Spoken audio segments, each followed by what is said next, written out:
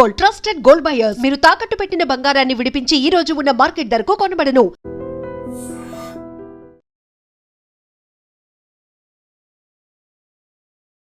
Sir మీ 13,000 మంది force ఉంది. ఆ ఫోర్స్ సరిపోయిందంటారా? దాదాపు 13,000 వరకు మా అధికారులు అంటే కింద స్థాయి నుంచి పై స్థాయి వరకు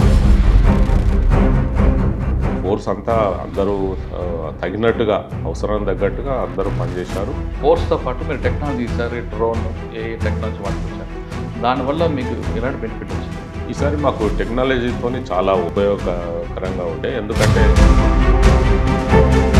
కెమెరాలతో పాటు డ్రోన్ కెమెరాలతో మొత్తం గద్దె మీద ఎలా ఉంది పరిస్థితి, క్యూ లైన్లో పరిస్థితి ఎలా ఉంది.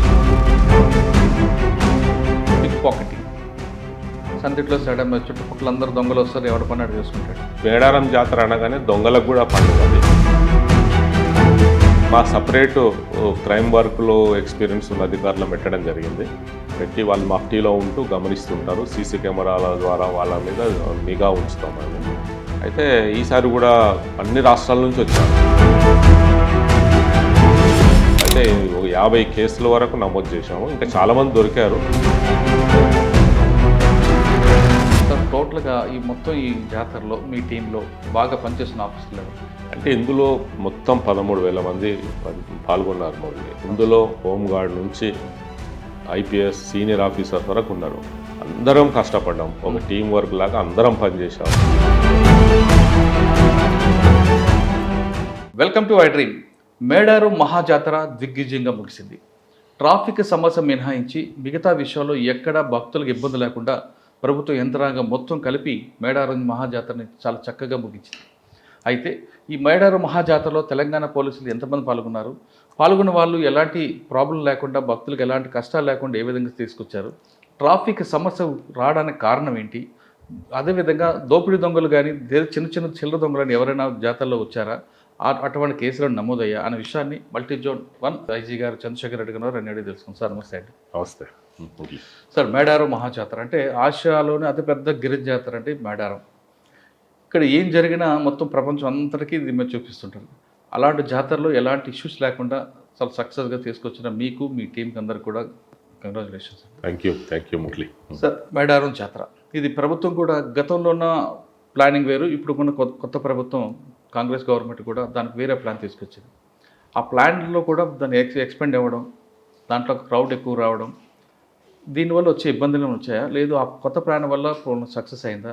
టోటల్గా మేడారం మహాజాతరకి తెలంగాణ గవర్నమెంట్, తెలంగాణ పోలీసులు దాదాపు నాకు తెలిసి 45 రోజుల నుంచి దాన్ని చేస్తూనే ఉన్నారు. మీ వాళ్ళందరూ క్యాంప్ ఆఫీసులు అక్కడే పెట్టుకున్నారు.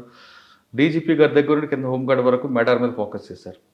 దాదాపు 13,000 మంది పోలీసులు మీరంతా కష్టపడి చేసిన మేడారం జాతర సక్సెస్కి మీరు అనుకున్నట్లుగా జరిగిందా? ఇంకా ఏమైనా చేస్తే ఇంకా ఇన్పుట్స్ వచ్చాయా? మేము అందరూ అనుకున్నట్లుగా ట్రాఫిక్ ఇష్యూ, ఈ ట్రాఫిక్ సమస్య ఎంతగా రావడానికి ప్రధాన కారణం? ఈసారి మేడారంలో ఈ మాస్టర్ ప్లాన్ ప్రకారం కొన్ని అభివృద్ధి పనులు జరిగినాయి. అయితే రోడ్లు అంటే మేడారం లోపల రోడ్లన్నీ 4 లేన్ చేశారు. ఇంకా గద్దె దగ్గర కూడా మళ్ళీ రీడిజైన్ చేసి దాన్ని తోరణాలు అట్లా కట్టడం జరిగింది. సరే, ఈ విధంగా master plan first time implement చేసిన తర్వాత ఈ జాతర అనేది ఫస్ట్ టైం అయింది మురళి. అయితే మేము ఫస్ట్ నుంచి మేము సరే ఆ డిజైన్ను దృష్టిలో పెట్టుకొని మా బందోబస్తు స్కీమ్ తయారు చేయడం జరిగింది. మొత్తం ఏ విధంగా మన సిబ్బందిని అందరినీ ఏ విధంగా డిప్లాయ్ చేయాలి అవన్నీ మేము దాని ప్రకారం చేసుకున్నాము. చాలా రోజుల నుంచి మేము అన్నీ స్టడీ చేస్తూనే ఉన్నాం. అయినప్పటికీ కూడా మాకు కొత్త డిజైన్ తర్వాత అవుతున్న జాతర కాబట్టి ఎలా ఉంటుందో అని కొంచెం మాకు అనుమానం ఉండే, ఎలా అవుతుందో ఎట్లా ఉంటుందో అని. అయితే తీరా ఇప్పుడు అయిపోయిన తర్వాత మాకు సక్సెస్ఫుల్గా అయిందని చెప్పొచ్చు. ఎక్కడ మేడారం ప్రాపర్లో గద్దె కావచ్చు, రోడ్ల మీద కావచ్చు, ఎక్కడ ఎట్లాంటి సమస్యలు రాలేదు.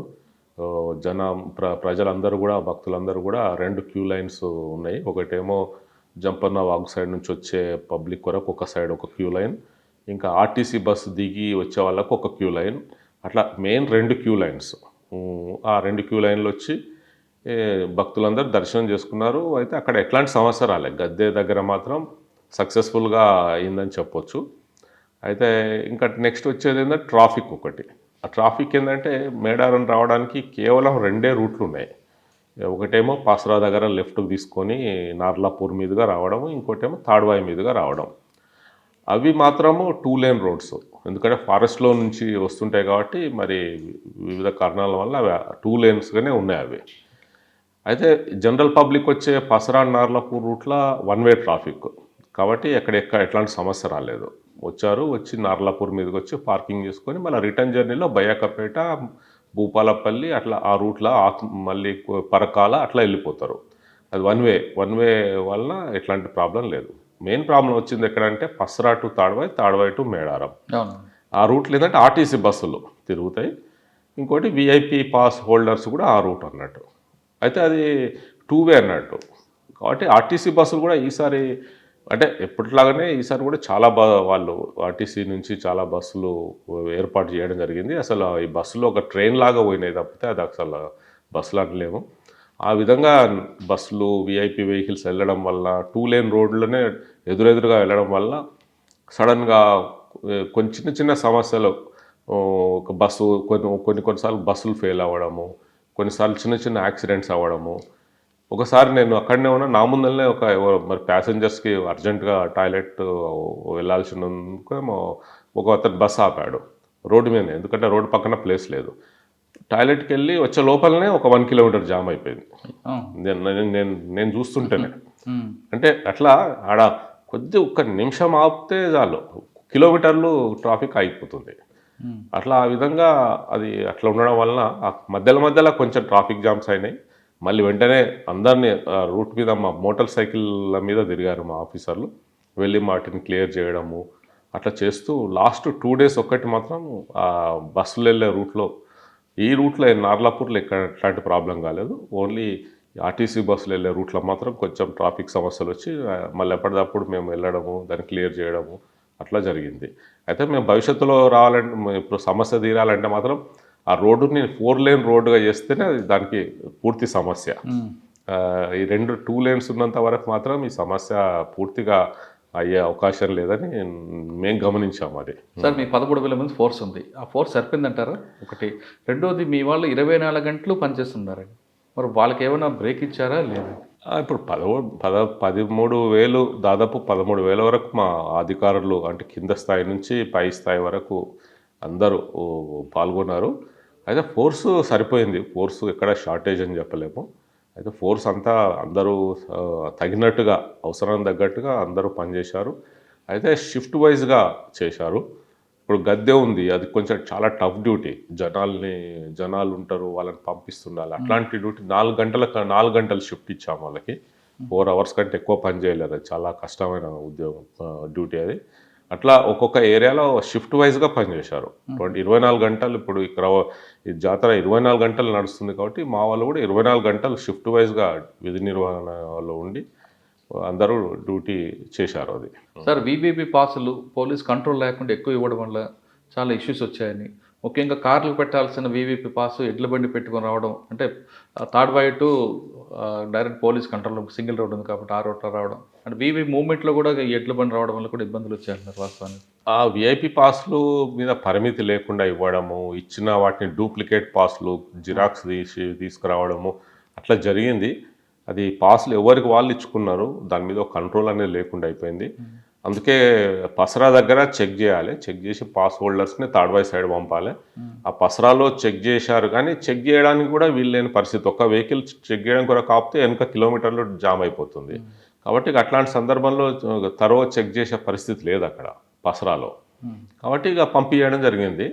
కాబట్టి అట్లా కూడా ఆ సమస్య కూడా ఉంది. పాసులు చెక్ చేయడానికి కూడా వీలైతలేదు అక్కడ. ఆ పాసులు జెన్యూనా ఫేకా చెక్ చేయలేని పరిస్థితి అయిపోయింది.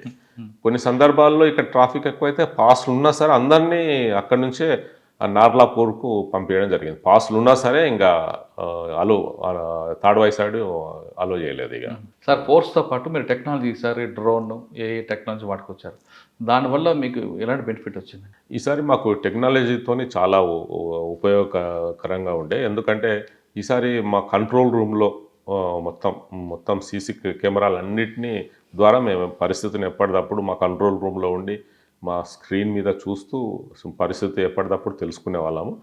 ముఖ్యంగా ఇందులో సీసీ కెమెరాలతో పాటు డ్రోన్ కెమెరాలు కూడా ఈసారి వాడడం జరిగింది. ఆ డ్రోన్ కెమెరాలతోని మొత్తం గద్దె మీద ఎలా ఉంది పరిస్థితి, క్యూ లైన్లో పరిస్థితి ఎలా ఉంది, క్యూ లైన్లో పబ్లిక్ ఎంత దూరం వెయిటింగ్లో ఉన్నారు, ఇంకా ఆ విధంగా చూస్తూ ఇప్పుడు ఆర్టీసీ క్యూ లైన్లో తక్కువ ఉండేవాళ్ళు, ఇటు జంపన్న వాగు సైడు ఐటీడీఏ క్యూ లైన్ అంటారు, అందులో ఎక్కువ ఉండేవాళ్ళు. అప్పుడు అట్లాంటప్పుడు ఏం చేసామంటే కొంతమందిని ఐటీడీఏ క్యూ లైన్ వాళ్ళను ఆర్టీసీ క్యూ లైన్లోకి పంపాము రద్దీ సమయంలో. అట్లా ఎప్పటికప్పుడు డ్రోన్ ద్వారా పరిశీలిస్తూ నిర్ణయం తీసుకుంటూ అట్లా చేసేవాళ్ళము.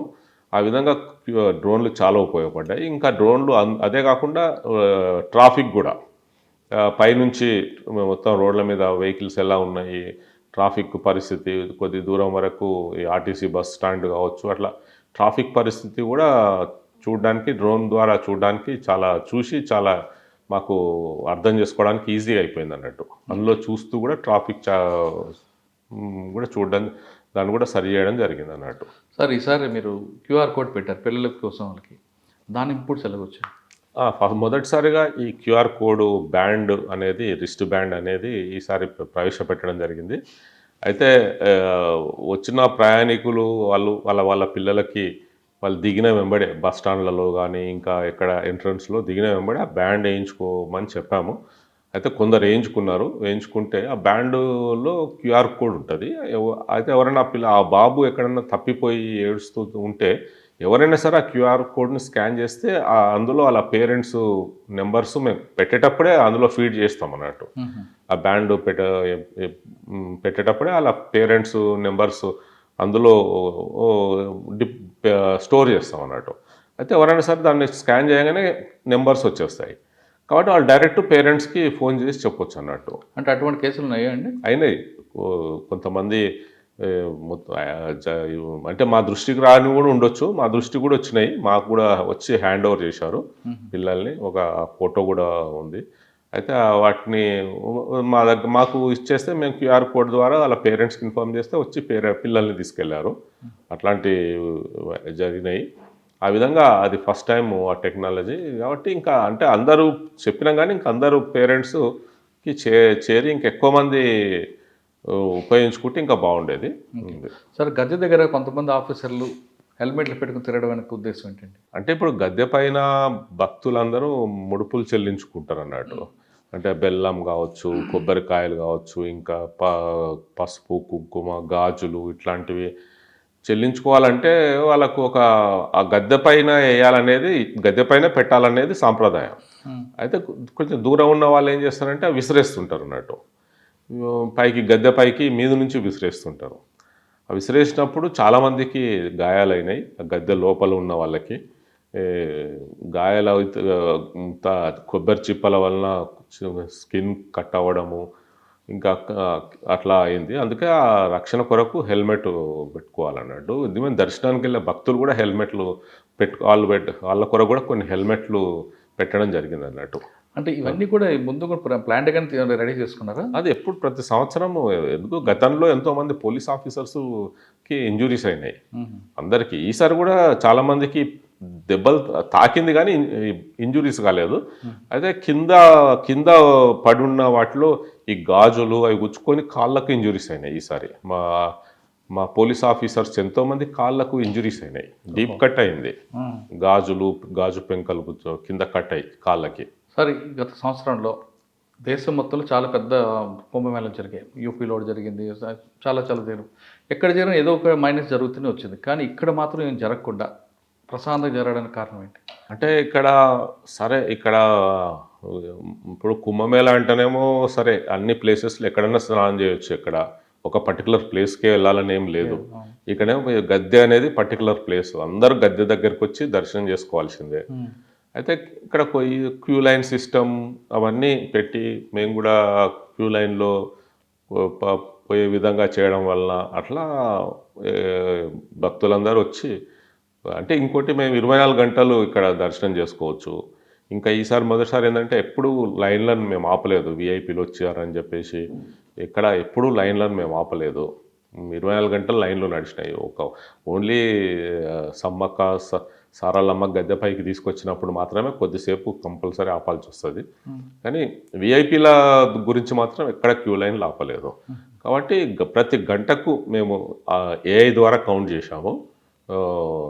ఏఐ కెమెరాల ద్వారా కౌంట్ చేస్తే ప్రతి గంటకు 2 క్యూ లైన్లు కలిపి 16,000 మంది దర్శనం చేసుకున్నారు. కాబట్టి ఆ 16,000 మంది లెక్కన గంటకు అందరు దర్శనం చేసుకున్నారు. అంటే మొత్తం మీద 4 రోజులు తీసుకుంటే 10 లక్షల మంది వచ్చి ఉంటారు. ప్రతి రోజు 5 లక్షల మంది దర్శనం చేసుకున్నారు. అంటే 5 రోజులు కాబట్టి 25 లక్షలు. 25 లక్షలు దర్శనం చేసుకున్న వాళ్ళు. గత సంవత్సరం ఎంత ఉండేది? గత సంవత్సరం నాకు అప్పుడు ఏఐ అప్పుడు తెలియదు. ఇది కరెక్ట్గా ఉంటుంది కదా ఏఐ ద్వారా ఏఐ ద్వారా హెడ్స్ కౌంట్ చేస్తాం అన్నట్టు. అది సార్ పోలీసుని చేసుకొచ్చారు. లా అండ్ ఆర్డర్ విషయం ఎక్కడ ఇబ్బంది లేకుండా ఎవరు జరగకుండా మిగతా కుంభమేళతో పోల్చుకుంటూ పీస్ఫుల్గా అయింది. కానీ ఇక్కడ కూడా జంపన వాగులో ముగ్గురు చనిపోవడం, సూసైడ్ జరగడం ఇటువంటి సంఘటనలు జరిగి ఉన్నాయా? అయితే జంపన్న వాగులో ప్రమాదాలు జరగకుండా కూడా అక్కడ అన్ని ఏర్పాట్లు చేయడం జరిగింది. మా సిబ్బంది కూడా డ్యూటీలో ఉన్నారు. అక్కడ కింద కూడా ఇసుకను కూడా ఒకటే లెవెల్లో ఉండేటట్టు ఇసుక పెట్టడము, ఎక్కువ డెప్త్ లేకుండా చూడడం అవన్నీ చేయడం జరిగింది. అయినప్పటికీ కూడా ఒక ముగ్గురు మాత్రం చనిపోయారు నీళ్ళలో మునిగిపోయి. అది కూడా కొద్ది దూరంలో చనిపోయారు. మరి అంటే తాగిన మత్తులో చేశారా అనేది తెలియదు. మొత్తం మీద ఓవరాల్గా ముగ్గురు చనిపోయారు రోడింగ్లో. రోడ్ యాక్సిడెంట్, ఒక ట్రాక్టరు, ఒకటి మున్సిపల్ వాళ్ళది క్లీనింగ్ ట్రాక్టర్ ఢీకొని ఒక లేడీ కూడా చనిపోయారు. ఇట్లా 4 వరకు చనిపోయారు ఇక్కడ. ఓకే, ఇది కాకుండా పిక్ పాకెటింగ్, సందిట్లో సైడ్ చుట్టుపక్కల అందరూ దొంగలు వస్తారు, ఎవడ పని అడు చేసుకుంటాడు. అటువంటి కేసులు ఏమైనా నమోదయ్యా? అటువంటి గ్యాంగ్స్ ఏమైనా వచ్చిన వాళ్ళు పట్టుకున్నారు? అంటే భక్తులు ముసుగులో వచ్చి దొంగతనం చేస్తుంటారు. అది ఈ మేడారం జాతర అనగానే దొంగలకు కూడా పండుగ. అది ఇది జేబు దొంగలకు కాదండి, ఏ జాతర దొంగల పండుగ, ఏదైనా వాళ్ళ కూడా పెద్ద పండుగ. అందుకే ఈసారి కూడా దానికి మా సపరేటు క్రైమ్ వర్క్లో ఎక్స్పీరియన్స్ ఉన్న అధికారులను పెట్టడం జరిగింది. పెట్టి వాళ్ళు మఫ్టీలో ఉంటూ గమనిస్తుంటారు. సీసీ కెమెరాల ద్వారా వాళ్ళ మీద నిఘా ఉంచుతాం మేము. అయితే ఈసారి కూడా అన్ని రాష్ట్రాల నుంచి వచ్చారు దొంగలు. భక్తులతో పాటు దొంగలు కూడా వచ్చారు. ఆంధ్రప్రదేశ్ నుంచి వచ్చారు, కర్ణాటక, మహారాష్ట్ర, ఇట్లాంటి ఛత్తీస్గఢ్ అన్ని రాష్ట్రాల నుంచి కూడా జేబు దొంగలు వచ్చారు. అంటే వాళ్ళు వచ్చి ఇట్లా మెయిన్ ఏంటంటే సెల్ ఫోన్ దొంగతనాలు చేయడము, పిక్ పాకెటింగ్ చేయడము, బ్యాగులు ఎత్తుకెళ్ళడము, చైన్ స్నాచింగ్లు, ముఖ్యంగా స్నాన ఘట్టాల దగ్గర అట్లాంటి దొంగతనాలు చేయడానికి వచ్చారు. అయితే 50 కేసుల వరకు నమోదు చేశాము. ఇంకా చాలామంది దొరికారు. అటెంప్ట్ అనుమానంగా తిరుగుతుంటే కూడా చాలామందిని పట్టుకోవడం జరిగింది. కానీ కేసులు మాత్రం ఒక 50 కేసుల వరకు నమోదు చేయడం జరిగింది. చేసి అరెస్ట్ కూడా చేయడం జరిగింది. సార్ వాళ్ళు పట్టుకుంటే వెంటనే వాళ్ళు కోర్టుని ఆశ్రయించారట కదా. అందులో కొంతమంది నేరస్తులు పట్టుకున్న వెంబడే హైకోర్టులో హేబియస్ కార్పస్ వేశారు మా మీద. వెంటనే వాళ్ళ మీద చట్ట ప్రకారం వాళ్ళ మీద చర్య తీసుకోవడం జరిగింది. కేసులు ఎన్ని వచ్చి ఉంటాయండి? నా డబ్బులు పోయాను, బంగారం పోయిందని కంప్లైంట్. అంటే కేసులు అదే 50 కేసులు. వీళ్ళు ఎంతమంది దొరికారండి? వీళ్ళు 150 వరకు దొరికారు మాకు. 150 మెంబర్స్ మొత్తం. సార్ టోటల్గా ఈ జాతరలో మీ టీంలో బాగా పనిచేస్తున్న ఆఫీసర్లు ఎవరండి? అంటే ఇందులో మొత్తం 13,000 మంది పాల్గొన్నారు మురళి. ఇందులో హోంగార్డ్ నుంచి ఐపీఎస్ సీనియర్ ఆఫీసర్స్ వరకు ఉన్నారు. అందరం కష్టపడ్డాం. ఒక టీం వర్క్ లాగా అందరం పనిచేసాము. కాబట్టి అందరూ పనిచేసినట్టు చెప్పొచ్చు. అందరూ ఒక టీం లాగా చేసాము. అందరం పనిచేశారని చెప్పొచ్చు అన్నట్టు. సరే, ఈ జాతరలో మీకు ఒక ఎక్స్పీరియన్స్ వచ్చింది. ఇకపై నెక్స్ట్ మరో 2 సంవత్సరాల తర్వాత ఈ జాతరలో 7 సమస్యలు రాకుండా మీరు ఇచ్చే రిపోర్ట్ ఏంటి గవర్నమెంట్? అంటే ముఖ్యంగా మేము పరిశీలించిన తర్వాత ఓన్లీ ఆ రోడ్డును ఇంకా వైడెన్ చేయాల్సిన అవసరం ఉంది. ఇంజనీరింగ్ అంతే. ఆ రోడ్డు మనకు మెయిన్ ట్రాఫిక్ సమస్యనే ఇక్కడ మెయిన్ ప్రాబ్లం. ఇప్పుడు గద్దె దగ్గర చూసాం కదా, గద్దె దగ్గర ఎట్లాంటి సమస్య లేదు. కొంచెం queue line, VIP queue line ఒకటి, దాన్ని కొద్ది దూరంగా పెట్టాల్సిన అవసరం ఉంది. ఇప్పుడేమో పక్కకే ఉన్నాయి, 2 క్యూ లైన్లు పక్కకే ఉన్నందువల్ల జనాలు కన్ఫ్యూజ్ అయ్యి అందరూ విఐపి క్యూ లైన్లోకి వచ్చేస్తున్నారు. కాబట్టి విఐపి క్యూ లైన్ కొంచెం దూరంగా జరపాల్సిన అవసరం ఉంది. ఇంకా మొన్న మెయిన్ సమస్య ట్రాఫిక్ సమస్యలే వచ్చాయి. కాబట్టి ఆ ట్రాఫిక్ సమస్యకు పర్మనెంట్గా సొల్యూషన్ కావాలంటే మాత్రం ఆ రోడ్డుని 4 లేన్ చేయాలి. మరి అది ఫారెస్ట్ డిపార్ట్మెంట్ అనుమతులు ఇస్తుందో లేదో మరి చూడాలి. అవును. ఇస్తే మాత్రం దాన్ని 4 లేన్ చేస్తేనే దానికి పర్మనెంట్ సొల్యూషన్, లేదంటే ఇంకా కొత్త రోడ్లు ఏమైనా మళ్ళీ వేస్తే కూడా బాగుంటుంది. కొత్త రోడ్లు దానికి వెళ్ళడానికి రావడానికి. సార్ మొత్తం మీ మల్టీ జోన్ 1లో ఇంకా మిగతా క్రైమ్ రేట్ జరుగుతుందండి. ఇప్పుడు ప్రస్తుతం క్రైమ్ చూసుకుంటే తక్కువనే ఉంది. ఓన్లీ మాకు పెద్ద సమస్య ఏంటంటే వేరే రాష్ట్రాల నుంచి వచ్చి ఏటీఎంస్ బ్రేక్ చేయడము, ఏటీఎం అదొకటే ఇప్పుడు క్రైమ్లో చెప్పుకోదగ్గ నేరాలు.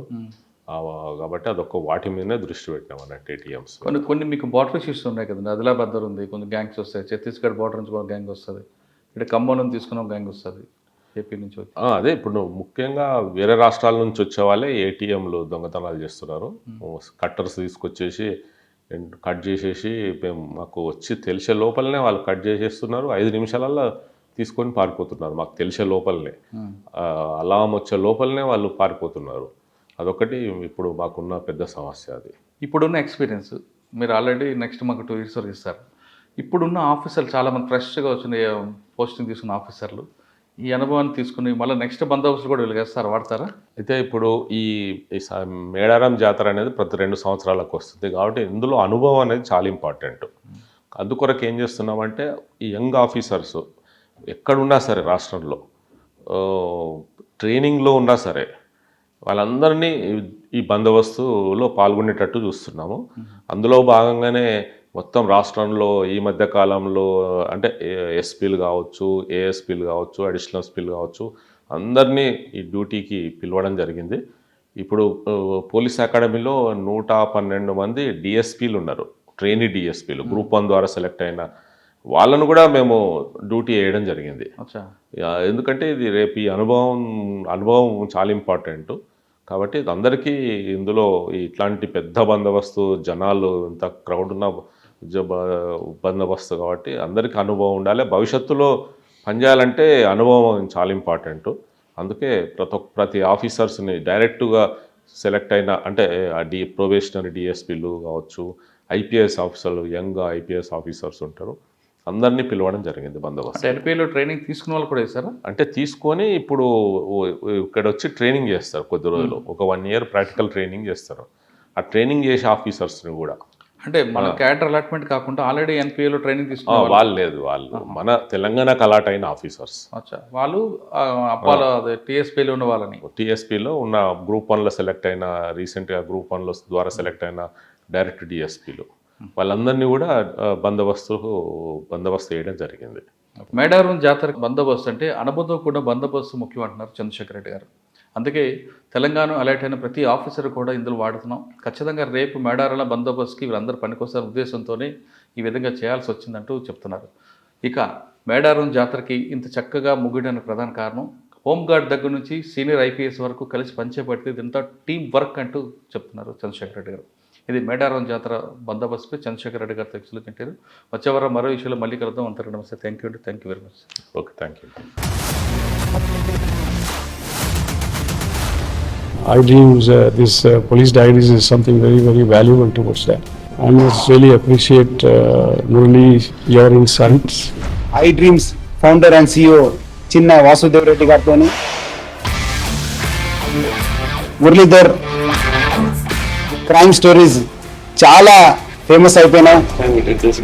Gautam Savan garu and Sanjay Well done. I congratulate him for doing so well, and I congratulate him his boss also. So well.